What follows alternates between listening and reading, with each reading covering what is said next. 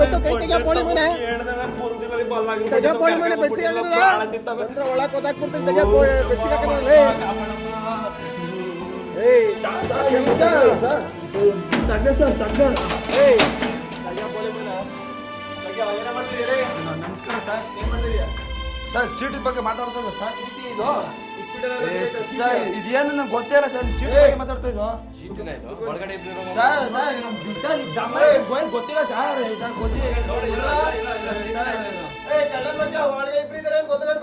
sir ಇದೇನು ಗೊತ್ತಿಲ್ಲ sir ನಂಗೆ ಗುಪ್ಪಡಿ ಸರ್ ನಾವು ಹೊಂಟಿದ್ದೀವಿ ಸರ್